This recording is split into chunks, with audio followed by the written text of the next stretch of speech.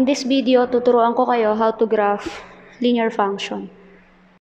So when we say linear function, this is represented or can be represented given or using the given f of x is equal to mx plus b. Okay, now before we graph, let us identify or ipakita muna natin ano ba yung linear function. So linear function is simply written in this form or yung familiar na kayo kapag siya ay nakasulat in slope-intercept form. So pwede rin naman siyang isulat in standard form, but if this is y, same lang din siya ng y is equal to mx plus b. But this time, ina-emphasize lang natin that y is the f of x. So paano siya basahin? We read this as f of x. Take note also that pag pinag-usapan natin yung graphing and pinag-usapan natin yung easiest way, so let's say, ang given natin ay nakasulat as f of x is equal to 2x plus 1. We have to graph that. Pwede rin natin siyang i-graph using the slope-intercept form. Kasi pareho lang po ito ng y is equal to 2x plus 1. So kung hindi naman natin kailangan yung mga coordinates o yung points, then pwede natin siyang i-graph using only its slope and its intercept. If this is the given, we have the value for b as 1 and m is 2 over 1 kasi wala tayong denominator. Ibig sabihin, once we plot that in Cartesian coordinate plane, we have b or y is positive 1. So ito yon. And then positive 2 over 1 or rise tayo ng 2 units and then run 1 unit. So ito naman yon. Then we're going to connect the points. Same lang po ng ginagawa natin before. Pag kinonnect natin yung points, ito yung kanyang pinaka-graph. Okay? So this is the graph of f of x is equal to 2x plus 1. Okay, now what if we are tasked to graph linear function using a table?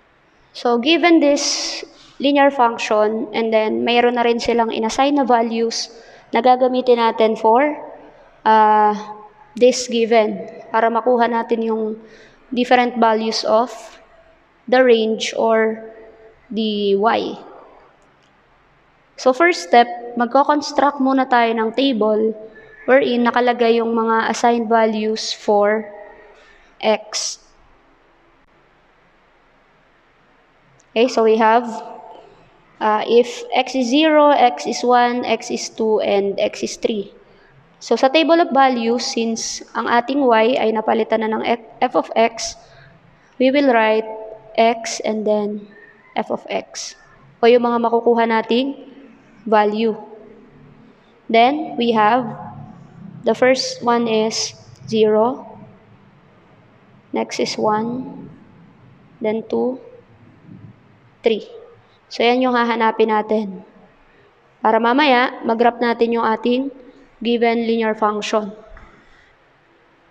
Next step, isa-substitute na natin yung mga assigned values for x one by one. Saan? Dito sa ating given linear function. So let's say, first is f of 0. Assigning 0 to x, papalitan natin syempre to. Magiging f of 0 o yung hinahanap natin is equal to 2x minus 1. So yung 2, then yung x magiging 0 din. Papalitan natin lahat ng x ng 0. Then simplify. 2 times 0 is 0, minus 1, we have negative 1. So for our first value, nakuha natin na f of 0 is negative 1. Isusulat lang natin siya dito ngayon. Next, for the next value, find f of 1. So f of 1 is equal to 2 times 1 minus 1. 2 times 1 is 2 minus 1. We have positive 1. So, ito yung value ng f of 1. So, ganun lang. Paulit-ulit lang yung steps natin. For f of 2, so f of 2 is equal to 2 times 2 minus 1. Oops. Okay. Next is simplify. We have 2 times 2 is 4 minus 1. We have 3. So, for f of 2, ang value na nakuha natin ay 3. Okay, next. Then, for our f of 3. F of 3 is equal to 2 times 3 minus 1. So, 2 times 3 is 6 minus 1. We have 5. So, ang f of 3 natin ay 5. Sulat natin. Okay, now, nakumpleto na natin yung ating table. So, ang next step, pwede na natin siyang i-graph. Okay, next step is graphing. So, tinanggal ko na yung ating mga solutions kanina. So, ito yung ating table na na-construct or ito yung table ng ating solution. So, we have 0. If x is 0, we have negative 1 for f of x. So, this f of x, sa ating Cartesian, ito lang yung mga nasa y. So, same lang po before. So, if we're going to graph, the first ordered pair is 0, negative 1. And that is located on the y-axis since x is 0 and dito siya sa negative. Okay? Next. For the next ordered pair, we have 1, 1. So, positive, pareho, meaning that is in quadrant 1. So, this is 1, 1. Next, we have 2, 3. 2 ang value ng x and then 3 ang ating y. Sabihin, the point of intersection ay ito. Okay, so this is the 2, 3. Then for our last point, we have 3, 5. So positive 3 and then 1, 2, 3, 4, 5. So the point of intersection ay ito.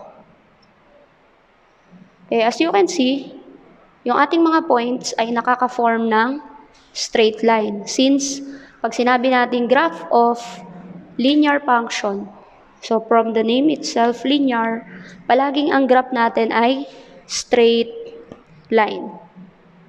So once we connect, dapat straight line yan.